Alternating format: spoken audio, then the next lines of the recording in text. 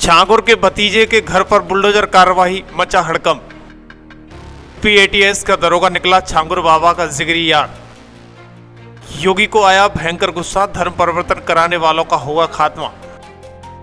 दरअसल उत्तर प्रदेश में एक बार फिर बुलडोजर की गूंज सुनाई दी है, लेकिन इस बार मामला था सिर्फ जमीन पर अवैध कब्जे का नहीं। ये कहानी है धर्मांतरण के काले कारोबार की, जिसमें शामिल है एक खुद को बाबा कहने वाला गैंग लीडर।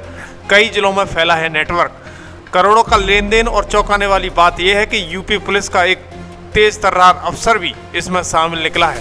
दोस्तों, यूपी पुलिस और प्रशासन ने धर्मांतरण के धंधेबाज छांगुर बाबा उर्फ जलालुद्दीन के गैंग पर बड़ा एक्शन लिया है। आज फिर से बुलडोजर कार्रवाई देखने को मिली है। दरअसल शनिवार की सुबह बलरामपुर में छांगुर बाबा के भतीजे सबरोज का मकान गिराया गया। आरोप है कि ये मकान ग्राम सभा की जमीन पर अतिक्रमण करके बनाया गया था। छांगुर बाबा, उसके करीबी नीतू उर्फ नसरीन और गैंग के कुछ अन्य सदस्यों के पकड़े जाने के बाद इस पूरे मामले का खुलासा हुआ। इसके बाद सबरोज को पिछले कई दिनों से यूपी एटीएस ने गिरफ्तार कर लिया है। सभी आरोपी जेल में हैं। प्रशासन का कहना है कई बार नोटिस दिए जाने के बाद भी अवैध ढांचे से बनाए गए मकान को लेकर न तो कोई जवाब दिया गया, न ही मकान खाली कराया गया। इसके बाद प्रशासन ने मकान ध्वस्तीकरण की प्रक्रिया को पूरी किया है। दरअसल मकान को 15 से 20 मिनट में मलबे में तब्दील कर दिया गया। इससे पहले आपने देखा कि छांगुर बाबा के आलीशान महल को भी मिट्टी में मिला दिया गया। प्रशासनिक टीम पुलिस बल के साथ मकान गिराने के लिए पहुंची थी। आरोप है कि मकान ग्राम सभा की जमीन पर था। इसको लेकर कई दिनों से लगातार प्रशासन नोटिस दे रहा था, लेकिन फिर भी कोई कार्रवाई नहीं हो रही है। नेपाल सीमा से सटे जिलों में खुफिया एजेंसी ने बिछाया जाल। दरअसल अवैध धर्मांतरण के आरोपी छांगुर को लेकर भारत नेपाल सीमा जिले में पड़ताल तेज हो गई है। बलरामपुर, बहराइच, श्रीवस्ती, सिद्धार्थनगर, महाराजगंज, पीलीभीत, लखीमपुर खीरी व गोरखपुर में खुफिया एजेंसियों ने छांगुर कनेक्शन को तलाशने के लिए अपना जाल बिछा दिया है। नेपाल सीमावर्ती क्षेत्र के जिलों में एक के बाद एक धर्मांतरण के नए खुलासे हो रहे हैं। आज क्या कार्रवाई हो रही है? आज ये कैलाश थाना क्षेत्र के अंतर्गत ये निर्माण अवैध पाया गया था, जो कि नवीन पट्टी में बनाया गया था। नियमानुसार इसको तकलीफी कार्रवाई की गई है। इसके बावजूद भी इन्होंने अपना निर्माण नहीं किया। इसके लिए आज पुलिस और प्रशासन की टीम के द्वारा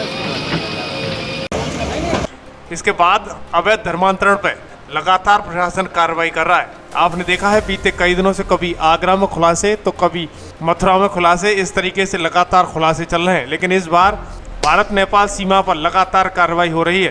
दरअसल हम आपको बता दें कि गाजियाबाद, बस्ती, सिद्धार्थनगर व खुफिया एजेंसी छांगुर के कनेक्शन की तलाश हो रही है। और यहाँ में भी छांगुर के कनेक्शन मिलने के सबूत पाए जा रहे हैं।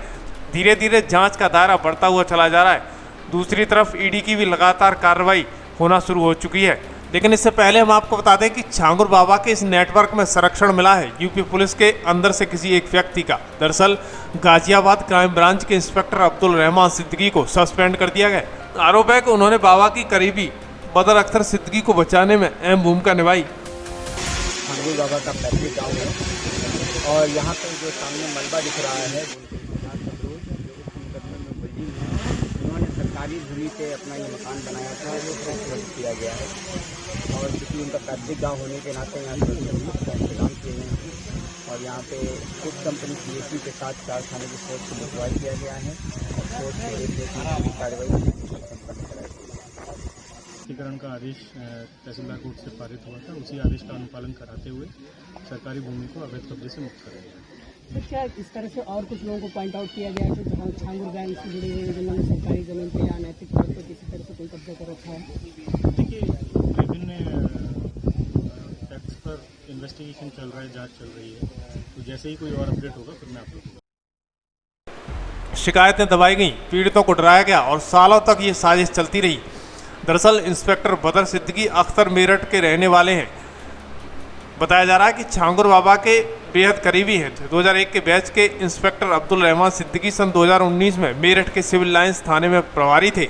तब बदर अख्तर सिद्दीकी के खिलाफ कई शिकायतें आईं, लेकिन किसी पर कार्रवाई नहीं हुई। एक पीड़ित के परिजनों ने उन पर आरोप लगाया कि बदर अख्तर ने उनकी बहन को जबरन धर्म परिवर्तन कराया और फिर फरार हो गया।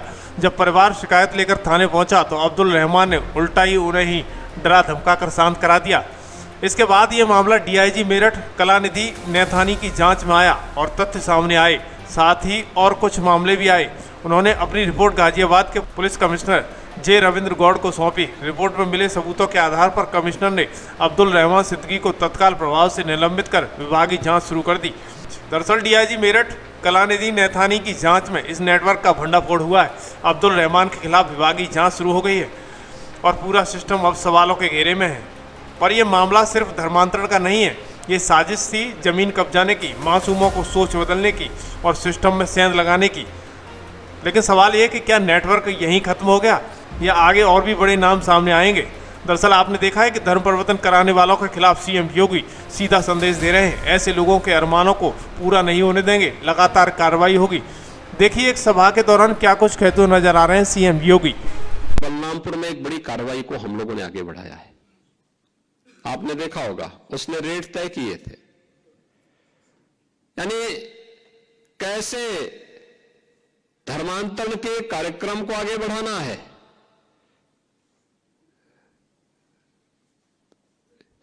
हिंदुओं में, ब्राह्मण में, क्षत्रिय में, सिखों में, अन्य ओबीसी जातियों में, अनुसूचित जाति जनजाति के लोगों को कैसे धर्मांतरित करना, सबके रेट उसने तय किए हुए थे। विदेशों से उसमें धनराशि आ रही थी। आप सोचिए 100 करोड़ से अधिक का ट्रांजैक्शन अब तक उसके 40 खातों में प्राप्त हुआ है और लगातार उस अभियान को आगे बढ़ाने का कार्य कर रहा था। एक लोग किस रूप में देश का स्वरूप बिगाड़ने का काम कर रहे हैं,